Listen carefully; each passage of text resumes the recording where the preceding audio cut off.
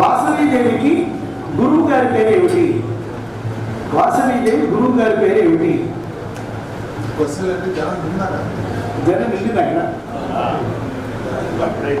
పెనుగొండలో ప్రవహించే నది పేరు ఏమిటి? పెనుగొండలో ప్రవహించే నది పేరు ఏమిటి? ఎవరన్నా చెప్తారా బాబు? మీ వాయిస్ వినపడలేదు. చెప్పండి, అందరూ వింటారు. పెనుగొండలో ప్రవహించే నది పేరు ఏమిటి? గోదావరిలో కూడా 7 రకాల పేర్లు ఉన్నాయి. పెనుగొండలో ప్రవహించే నది పేరు పశ్చిమ గోదావరి అంటారు. తూర్పు గోదావరి, పశ్చిమ గోదావరి, అఖండ గోదావరి, వశిష్ఠ గోదావరి, గౌతమి గోదావరి, ఇట్లా చాలా భాగాలుగా ఉన్నాయి. మనకి పెనుగొండలో ప్రవహించే నది పేరు అనండి బాబు పెద్దగా. అది వెరీ గుడ్. మీరు పెద్దగా చెప్పారంటే బాగా గుర్తుంటుంది.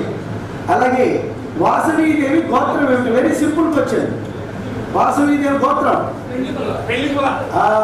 ఇప్పుడు కొంచెం టఫ్ క్వశ్చన్ అడుగుతారు మిమ్మల్ని. వాసవీదేవి పెండుకుల గోత్రానికి ఋషి గోత్రం ప్రభాతస. గుర్తుపెట్టుకోండి, అనండి ఒకసారి. వాసవీదేవి గోత్రం పెండుకుల ప్రభాతస. గుప్తాన్ని వదిలేశారు మీరు. మళ్ళీ చెప్పండి మీరు. అది గుప్తాన్ని తోపదలేయకూడదు. శ్రేష్ఠి, గుప్తా మనకున్నటువంటి మహత్తరమైనటువంటి పేర్లు. ఎవరైనా గుప్తలు ఉన్నారా మన ఊళ్ళో? గుప్తా ఎవరైనా ఉన్నారా? ఎవరు బాబు? ఏం పేరు? శ్రేష్ఠి ఉన్నారా? శ్రేష్ఠి ఎవరైనా ఉన్నారా?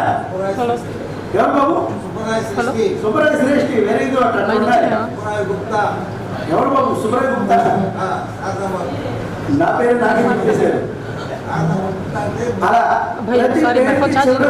గుప్తా అని కానీ శ్రేష్ఠి అని కానీ చాలా విశేషంగా ఎవరైనా మీ పేరు ఏంటంటే గుప్తా కానీ శ్రేష్ఠి అని కానీ ఆ పేరు ఇచ్చేవారా మనం కలపాలి. దానివల్ల ఎంత ప్రాముఖ్యమైన విశేషం ఉందో ఈరోజు నేను చెప్తాను మీకు.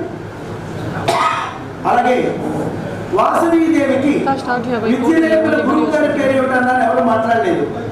వాసవీదేవికి విద్యలో నేర్పిన గురువు గారి పేరు ఏమిటి? కొన్ని చెప్తాను, మీరు రిపీట్ చేస్తారా? భాస్కరాచార్యులు వారు అనాలి. భాస్కరాచార్యులు వారు, రైట్. వాసవీదేవి తండ్రి గారి పేరు ఏమిటి? వాసవీదేవి తండ్రి గారి పేరు, తల్లి గారి పేరు కుసుమాంబ. కుసుమ శ్రేష్ఠి. వాళ్ళ అన్నయ్య పేరు విరూపాక్ష. పెనుగొండ ఏ జిల్లాలో ఉంది? పెనుగొండ ఏ జిల్లాలో ఉంది? పశ్చిమ గోదావరి జిల్లా. పెనుగొండకు అసలైన పేరు ఏమిటి? పెనుగొండ అనే పేరుకు ముందుగా ఉన్న పేరు ఏమిటి? అప్పుడప్పుడు చిన్నగా అడుగుతాను, ఒకసారి పెద్దగా అడుగుతాను. మీరు చక్కగా అన్ని తెలుసుకోవాలని నా కోరిక. వాసవీదేవి పెనుగొండకు ముందు పేరు ఏమిటి? అమ్మవారి గుండంలో దూకిన తర్వాతనే పెనుగొండ అనే పేరు వచ్చింది. మరి అమ్మవారి కంటే ముందు ఏం పేరు ఉండేది తెలుసుకుందామా? నగరేశ్వర స్వామి ఉండేవాడు. జ్యేష్ఠ శైలం అనే పేరు. మరి బృహదద్రి, ఇట్లా ఒక్కొక్క యుగంలో ఒక్కొక్క పేరు ఉన్నది. బృహదద్రి, అమ్మవారి కాలంలో నగరేశ్వరపురం, జ్యేష్ఠ శైలం, ఇట్లా ఒక్కొక్క యుగంలో ఒక్కొక్క పేరు ఉన్నది ఆ యొక్క పెనుగొండకి. వాసవీదేవి మేనమామ గోత్రం ఏమిటి? మొదటి ప్రసాదం పెళ్లికుల గోత్రం, రెండో ప్రసాదం మేనమామ, మూడో ప్రసాదం మేనత్త గోత్రం. ఈ ముగ్గురికే పెడతారు ఫస్ట్. మిథున కుల మైత్రేయస. ఎవరైనా ఉన్నారా? చాలా మంది ఉన్నారు బంధువులు. వాళ్ళు ఎక్కడున్నా అమ్మవారికి మేనమామలు. మరి అట్లాగే ఇంకొకటి, వాసవీదేవి మేనత్త గోత్రం ఏమిటి? ఇది మూడో ప్రసాదం. దేవాలయంలో ఇస్తారు. దసరా కానీ, జయంతి రోజులు కానీ, అమ్మవారి ఆత్మార్పణప్పుడు కానీ తప్పనిసరిగా ఈ 3 గోత్రాలను పిలుస్తారు. వాసవీదేవి మేనత్త గోత్రం పునయశిల, పౌలశస, సూర్యకుల. 102 గోత్రాల్లో 2 గోత్రాలు అతి అదృష్టాలు. ఏమిటి? ఇప్పుడు మేనమామ, మేనత్త గోత్రాలు. అందుకే వాళ్ళు కష్టపడక్కర్లేదండి. అలా షాపులో కూర్చుంటే చాలు, విపరీతమైనటువంటి వ్యాపార లాభం వచ్చేంత మహా గొప్ప అనుగ్రహం మేనమామలు, మేనత్తలు. అలాగే వాసవీదేవి మేనమామ గ్రామం ఏ ఊరు? వాసవీదేవి మేనమామ గ్రామం ఏ ఊరు? వాసవీదేవి మేనత్త గారి గ్రామం ఆచంట, పెనుగొండకి దగ్గరలోనే ఉంటుంది.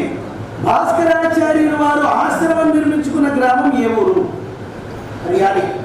వాసవి మాత 5వ సంవత్సరం వయస్సు నుంచి 11వ సంవత్సరం వయస్సు వరకు ర్యాలీలో విద్యాభ్యాసం నేర్చుకున్నది భాస్కరాచార్యుల వారి యొక్క ఆశ్రమ గురుకుల పాఠశాలలో. 11వ సంవత్సరం నుంచి 18వ సంవత్సరం వరకు విజయనగరంలో అనేక విద్యలు, యుద్ధ విద్యలు కూడా అమ్మవారు నేర్చుకున్నదని మనకి విశేషమైనటువంటి అమ్మవారి చరిత్ర.